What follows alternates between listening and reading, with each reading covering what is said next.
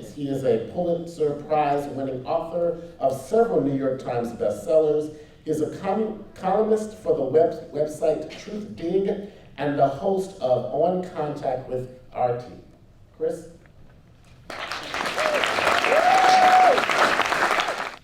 The ruling elites, terrified by the mobilization of the left in the 1960s, or by what Samuel Huntington called America's excess of democracy, built counter-institutions to delegitimize and marginalize critics of corporate capitalism and imperialism. They bought the allegiances of the two main political parties. They imposed ideological obedience to the neoliberal agenda within academia and the press. This campaign, laid out by Lewis Powell in his 1971 memorandum, Attack on American Free Enterprise System, was the blueprint for the creeping corporate coup d'etat that 45 years later is complete. The destruction of democratic institutions, places where the citizen has agency and a voice, is far graver than the ascendancy to the White House of the demagogue Donald Trump. The coup destroyed our two-party system. It destroyed labor unions. It destroyed public education. It destroyed the judiciary. It destroyed the press. It destroyed academia. It destroyed consumer and environmental protection. It destroyed our industrial base. It destroyed communities and cities. And it has destroyed the lives of tens of millions of Americans, no longer able to find work that provides a living wage, cursed to live in chronic poverty, or locked in cages in our monstrous system of mass incarceration. This coup has also destroyed the credibility of liberal democracy. Self-identified liberals, such as the Clintons or Barack Obama, mouthed the words of liberal democratic values while making war on those values in the service of corporate power. The revolt we see rippling across the country is a revolt not only against a corporate system that has betrayed workers, but also, for many, liberal democracy itself. This is very dangerous. It will allow the radical right under a Trump administration to rapidly cement into place an Americanized fascism. Ignorance allied with power, James Baldwin wrote, is the most ferocious enemy justice can have. It turns out 45 years later that those who truly hate us for our freedoms are not the array of dehumanized enemies cooked up by the war machine, the Vietnamese, Cambodians, Afghans, Iraqis, Iranians, or even the Taliban, Al-Qaeda, and ISIS. They are the financiers, bankers, politicians, public intellectuals and pundits, lawyers, journalists, and business people, cultivated in the elite universities and business schools, who sold us the utopian dream of neoliberalism. We are entering the twilight phase of capitalism. Wealth is no longer created by producing or manufacturing. It is created by manipulating the prices of stocks and commodities and imposing a crippling debt peonage on the public. Our casino capitalism has merged with the gambling industry. The entire system is parasitic. It is designed to prey on the desperate, students burdened by loans, underpaid workers burdened by credit card debt and mortgages, towns and cities forced to borrow to maintain municipal services. Casino magnates such as Sheldon Adelson and hedge fund managers such as Robert Mercer add nothing of value to society. They do not generate money, but redistribute it upwards to the 1%. They use lobbyists and campaign contributions to build monopolies. This is how the drug company Mylan raised the price of the EpiPen used to treat allergy reactions from $57 in 2007 to $500. To rewrite the laws and regulations, they have given themselves the legal power to carry out a tax boycott, loot the US Treasury, close factories, send jobs overseas, gut social service programs, and impose austerity. They have at the same time militarized our police, built the most sophisticated security and surveillance apparatus in human history, and taken from us our civil liberties by judicial fiat. They are ready, should we rise up in defiance. These mandarins are, if we speak in the language of God and country, traitors. They are parasites. Financial speculation in 17th century England was a crime. Speculators were hanged. The heads of most of the banks and hedge funds, the executives of large corporations such as Walmart and Gap that run sweatshop death traps for impoverished workers overseas, deserve prison far more than most of the poor students of color who never had a fair chance in life and who I teach within our prison system. When a tiny cabal seizes power, monarchist, communist, fascist, or corporate, it creates a mafia economy and a mafia state. Donald Trump is not an anomaly. He is the grotesque visage of a collapsed democracy. Trump and his coterie of billionaires, generals, half-wits, Christian fascists, criminals, racists, and deviants play the role of William Faulkner's Snopes clan. The Snopeses in Faulkner's novels ruthlessly seized control from the degenerated former slave-holding aristocratic elites. Flem Snopes and his extended family, which included a killer, a pedophile, a bigamist, an arsonist, a mentally disabled man who copulates with a cow, and a relative who sells tickets to witness the bestiality, are fictional representations of the scum now elevated to the highest level of the federal government. They embody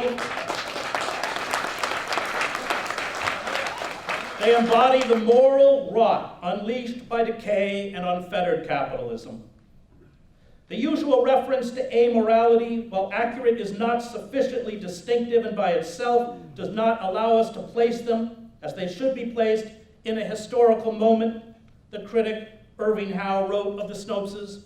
Perhaps the most important thing to be said is that they are what comes afterwards, the creatures that emerge from the devastation with the slime still upon their lips. Let a world collapse in the South or Russia, and there appear figures of coarse ambition, driving their way up from beneath the social bottom, men to whom moral claims are not so much as absurd as incomprehensible, sons of bushwhackers and mouseks drifting in from nowhere and taking over through the sheer outrageousness of their monolithic force. They become presidents of local banks and chairmen of party regional committees, and later, a trifle slicked up, they muscle their way into Congress or the Politburo. Scavengers without inhibition. They need not believe in the crumbling official code of their society. They need only learn to mimic its sounds. What comes next, history has shown, will not be pleasant. A corrupt and inept ruling elite, backed by the organs of state security and law enforcement, will unleash a naked kleptocracy. Workers will become serfs. The most benign dissent will be criminalized. The ravaging of the ecosystem will propel us towards extinction. Hate talk, will call for attacks against Muslims, undocumented workers, African Americans, feminists, intellectuals, artists, dissidents, who will be scapegoated for the country's stagnation. Magical thinking will dominate our airwaves and be taught in our public schools.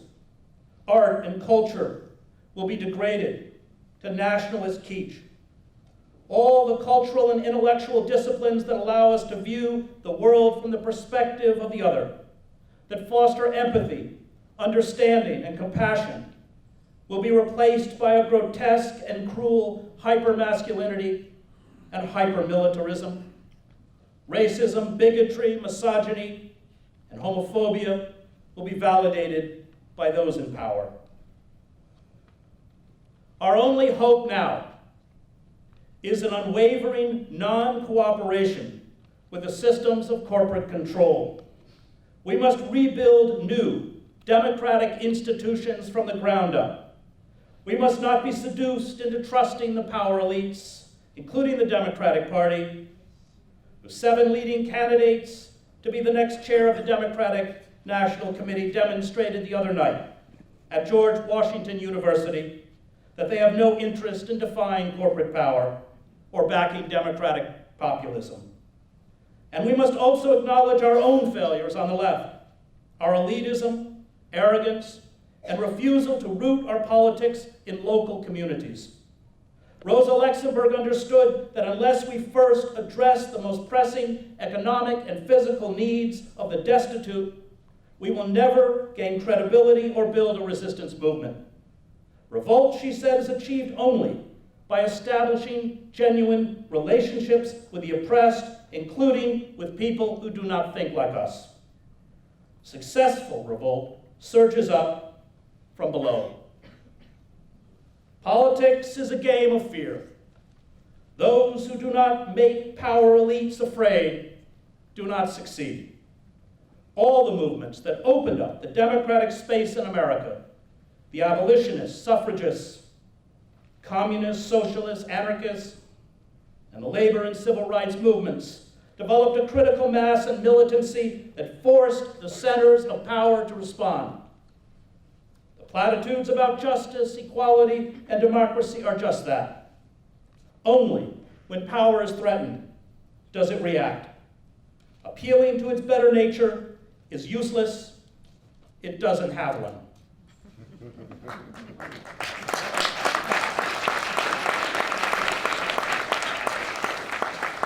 We once had within our capitalist democracy liberal institutions, the press, labor unions, third parties, civic and church groups, public broadcasting, well-funded public universities, and a liberal wing of the Democratic Party that were capable of responding to outside pressure from movements. They did so imperfectly. They provided only enough reforms to save the capitalist system from widespread unrest or with a breakdown of capitalism in the 1930s from revolution. They never addressed white supremacy and institutional racism or the cruelty that is endemic to capitalism. But they had the ability to ameliorate the suffering of working men and women. This safety valve no longer works, and when reform becomes impossible, revolution becomes inevitable. The days ahead will be dark and frightening, but as Immanuel Kant reminded us, if justice perishes, human life on earth has lost its meaning. We fight for the sacred. We fight for life. It is a fight we must not lose. To be a bystander is to be complicit in radical evil. Tell it. Revolt is a political necessity. It is a moral imperative. It is a defense of the sacred, and it alone makes hope possible. The moment we defy power, we are victorious. The moment we stand alongside the oppressed and accept being treated like the oppressed, we are victorious. The moment we hold up a flickering light in the darkness for others to see, we are victorious. The moment we thwart the building of a pipeline or a fracking site, we are victorious. And the moment those in power become frightened of us, we are victorious. I do not know if we can build a better society. I do not even know if we will survive as a species.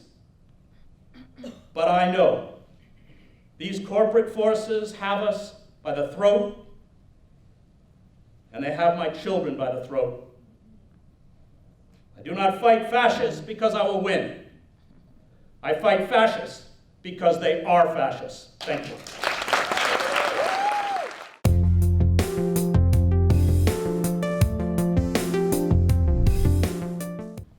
Have you all heard of what's going on out there at Standing Rock? Not only is water sacred, but water is the foundation of all real economic value globally, across the globe. So to this day, there have been about 600 arrests in North Dakota of people who have made the decision to sacrifice their liberty, their lives even, and their limbs in pursuit of liberty, freedom, justice, and equality.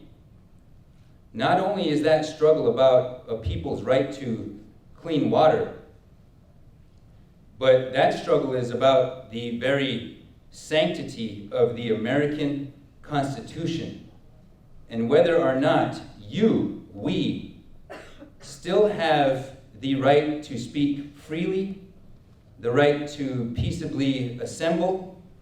Right now, the Army Corps of Engineers is trying to prescribe what they call free speech zones. That's right. Well, we've got news for them. The entire country is a free speech zone. That set of institutions that is abstracting the human being from its relationships with the natural universe, that is the enemy, if we were to name the enemy. And that enemy is a couple thousand years in the making. It's not easily defeated. But at every turn, it's our natural inclination, our spiritual duty to stand up to that oppressive regime that is at work around the globe, oppressing not only every human, but every living being, commodifying every resource that our ancient worldviews saw as living, breathing relatives. That is the strength of what we are up against. But I know we have to believe that we are capable. We have to believe that we can rise with the sun and feel its love, feel the embrace of the winds, listen to the songs of the birds, see the movements of the stars, and reunite your spirit with our natural surroundings. This is the challenge that Native nations have had. We have provided the spiritual foundation for what is going to be the economic and political liberation of America. That's our role. We take that role very, very seriously. We understand we have an entire set of cosmologies. We civilize this whole hemisphere. 10 to 20,000 years, nobody knows how long our civilizations have been here. But what we know is that we have not been appreciated. But that's changing. The whole world is changing. And right now, we have to build bridges. We can't build walls. We can't see each other as different. We need to respect our differences, but we can't see ourselves as being able to exist in these vacuums anymore. We have to unite all of our struggles. Peace, when we're peaceful, it's not passive. The power of peace is not passive at all. The power of peace doesn't back down. But now, in the front line, in the face of all that violence, the power of peace tells us to stand in our own spiritual dignity and to not back down to the forces of oppression that have no spiritual or legal authority to work over and against us. We know that our cause is righteous and that our cause is going to help liberate this entire country.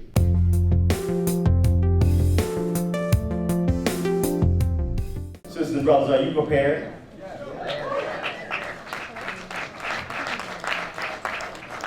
First, I want to thank you for your patience and for coming down to DC for a very, very important demonstration. And welcome to inaugurate the resistance. My name is L.J. Hawkins. I'm a member of Socialist Alternative, one of the co-sponsors of this event. And as you can see, we have a very distinguished group of thinkers, of activists, organizers on the stage. I'll just give a few opening remarks before we get to the meat of this event. As we prepare to go back home, we have to figure out a way, how do we organize and mobilize and agitate now that we will be leaving DC and beginning the Trump presidency. This struggle is not just about Donald Trump, but in fact, this is a struggle against the oligarchs of Wall Street and the system of capitalism and all that it breeds: racism, poverty, war, and environmental destruction.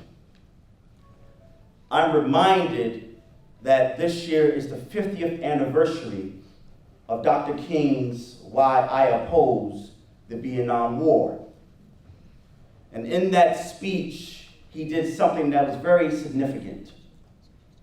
He, in many ways, created a marriage between the civil rights movement and the anti-Vietnam War movement that was crucial in the defeat of U.S. imperialism in Vietnam and bringing home the troops and tying the struggle against war abroad and the war at home and the question of poverty and income inequality and civil rights. Today, we are faced now with a very grotesque version of neoliberal capitalism under Donald Trump. And I certainly won't be calling him president. I'll call him what his mama called him, Donald. How do we build our mass movements, and what do they look like? Today, you will hear folks that will give you prime examples of the work in Seattle of Sharma Sawant, the Socialist City Councilor. You will hear the analysis of Chris Hedges, raising the question and the specter of how dangerous this administration is and how do we engage in a fight back. The questions of, do we reform the Democratic Party, or do we begin a process of building our own political party of the working class and poor and the most oppressed? And ultimately, how do we build a resistance movement that at its core is rooted among the working class and the poor, not just in DC, but in every enclave of American society, in our cities, in our suburbs, in our urban centers, in our universities, in our workplace, among our unions and among our social justice and civic organizations, and even in our churches. And how do we build a bridge to those who voted for Trump, many of them the victims of neoliberal capitalism, who are itching for some change? We must create a wall of resistance and a powerful bridge where we can reach out our hands to them and say, our enemy is not the immigrant or the low-wage worker or the LGBTQAI person.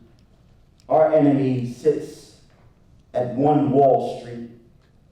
They're the ones who have the corporate lobbyists who bought off both political parties, Democrats and Republicans. The enemy is the one that's sending bombs to displace and dispossess working people in the poor of this planet. They're the ones that are fracking the land, and in many ways violating the land, sacred land. So today, I thank you for coming out. We will begin our program. Let's get ready. Let's prepare ourselves, because when we go back home, the real work begins. My name is Darryl Moak, and I am one of the national co-chairs of the U.S. Green Party and also the chair of the D.C. Statehood Green Party. And so we are honored to be able to host you here in our great state of Douglas Commonwealth, also sometimes known as New Columbia. We are proud to have you here with us. We're proud to have you march with us. We are proud to stand with you and beside you as we continue to make sure that this nation that we live in and the world that we live in is exactly what we need and want it to be. And so we are glad to be a part of this with you, as is the U.S. Green Party, glad to be a part of this process and to work with you and to stand with you.